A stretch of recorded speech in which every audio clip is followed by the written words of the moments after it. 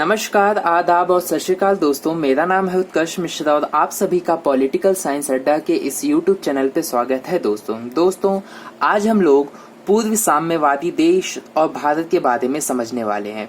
Basically हम यहाँ पे रिलेशन समझेंगे कि जो पूर्व साम्यवादी देश थे और भारत के बीच उनका रिलेशन कैसा था।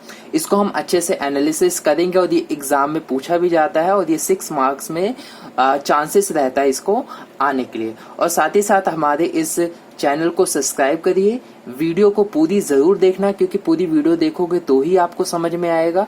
और वीडियो को लाइक, अगर कोई डाउट है तो आप मुझे इंस्टाग्राम पे पूछ सकते हो। वीडियो कैसी लगी आप मुझे कमेंट करके बता सकते हो। तो चलिए शुरू करते हैं। शीत युद्ध के दौरान भारत और सोवियत संघ के संबंध बहुत गहरे थे। यानी जब शीत युद्ध चल रहा था तो उस वक्त भारत और जो सोवियत संघ के जो संबंध थे वो बहुत ही अच्छे माने जाते थे। इससे आलोचकों का ये कहने का अवसर भी मिला कि भारत और सोवियत संघ के संबंध बहुआयामी थे। दरअसल फिर इससे ये भी लोग जो आलोचक थे उनको ये कहने का अवसर भी मिल गया था कि जो भारत है वो पूर्व साम्यवादी देश सोवियत संघ के साथ हो गया है, या फिर यूं भी कहा जाए कि जो सोवियत संघ के संबंध बहुआयामी थे। यानी भारत और जो सोवियत संघ के संबंध थे वो कोई एक फैक्टर में नहीं था, अलग अलग फैक्टर्स में थे। अगर हम बेसिकली साम्यवादी देश और भारत के बीच हम यहाँ पे आर्थिक, राजनीतिक, सांस्कृतिक और भी एक पहलू के बारे में डिस्कस करेंगे। तो सबसे पहले हम आर्थिक पहलू के बारे में जानते हैं। सोवियत संघ ने भारत के सार्वजनिक क्षेत्र की कंपनियों की ऐसे वक्त में मदद की जब ऐसी मदद पाना मुश्किल था। यानी सोवियत संघ के जो देश है उसने भारत के सार्वजनिक क्षेत्र, यहाँ पे जितने भी जो पब्लिक सेक्टर है, फिर कह लीजिए उनकी जो कंपनियां हैं, ऐसे वक्त जब कोई हमारे साथ नहीं था उस वक्त सोवियत संघ ने हमें मदद दी। सोवियत संघ ने भिलाई, बोकारो और विशाखापट्टनम के इस्पात कारखानों तथा भारत हैवी इलेक्ट्रिकल्स जैसी मशीनी संयंत्रों के लिए आर्थिक और तकनीकी सहायता दी।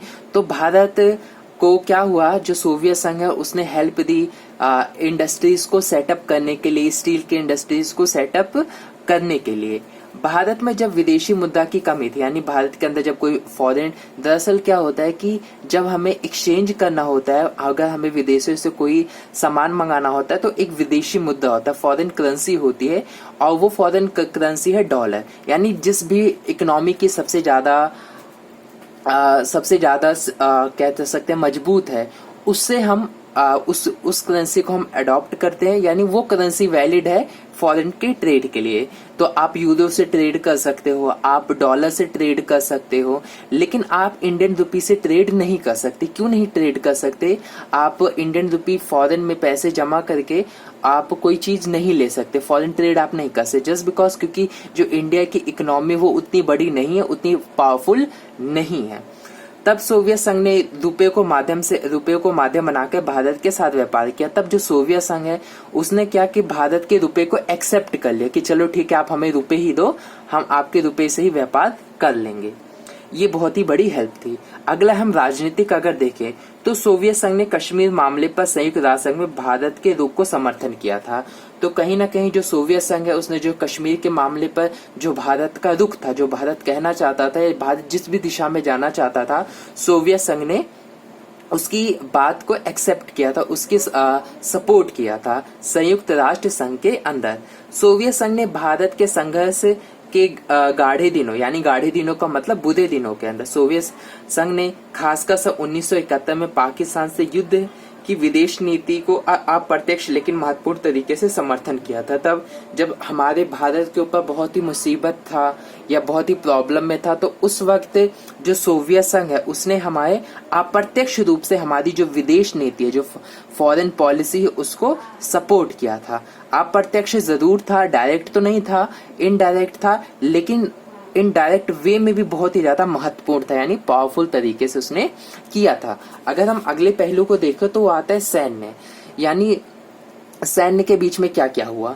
भारत को सोवियत संघ ने ऐसे वक्त में सैनिक साजो सामान दिए जब शायद ही कोई अन्य देश अपनी सैन्य टेक्नोलॉजी भारत को देने के लिए तैयार था।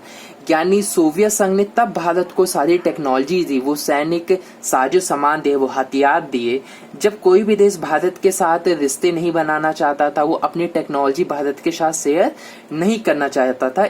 उस वक्त सोवियत संघ ने उसको सैन्य टेक्निक या फिर साजो सामान दिया। सोवियत संघ ने भारत के साथ कई ऐसे समझौते किए जिससे भारत संयुक्त रूप से सैन्य उपकरण तैयार कर सकता है। यानी संयुक्त जो सोवियत संघ है उसने क्या किया, भारत के साथ समझौते किए। इस समझौते के अंदर ये कहा गया था कि आप रूस या कह लीजिए सोवियत संघ के जो देश हैं वो और भारत मिलकर हथियार मिलकर साथ बनाएंगे, जिससे दोनों का ही फायदा होगा। भारत को टेक्नोलॉजी मिलेगी, थोड़ा और नॉलेज हो जाएगा कि कैसे कैसे हथियार बनते हैं और हथियार भी हमारे पास आ जाएंगे। सांस्कृतिक अगर हम देखें तो अगर हम सांस्कृतिक पहलू को बात करें तो हिंदी फिल्म और भारतीय संस्कृति सोवियत संघ में लोकप्रिय थे। तो उस वक्त जो इवन अभी भी है, लेकिन वहाँ पे पूर्व साम्यवादी देशों के बारे में बात की गई है, तो इस वजह से हिंदी फिल्म और जो भारतीय संस्कृति है वो सोवियत संघ के अंदर बहुत ही ज्यादा प्रचलित थी। बड़ी संख्या में भारतीय लेखक और कलाकारों ने सोवियत संघ की यात्रा की, और बड़े ह्यूज नंबर्स में क्या होता था कि जो कलाकार होते थे, जो एक्टर्स होते, जो पोएट्स होते थे, वो भारत से सोवियत संघ के देशों में जाया करते थे, वहां पर जाया करते थे, अपने कह सकते हैं कॉन्सर्ट रखा करते थे, शोज किया करते थे। तो ये है कुछ भारत और पूरे साम्यवादी देश के बीच में रिलेशन। आई होप आपको ये चीजें अच्छे से समझ में आई होगी, और बुक भी थोड़ा पढ़ लेना। ये मैंने शॉर्ट में बताया है, लेकिन इतना आप एग्जाम में लिख दोगे तो आपको पूरे मार्क्स मिलेंगे। डरने की कोई बात नहीं है। वीडियो को शेयर अपने दोस्तों में कर दीजिए, वीडियो को लाइक कर दीजिए और चैनल को सब्सक्राइब करना मत भूलिए। मिलते हैं आपसे नेक्स्ट वीडियो में।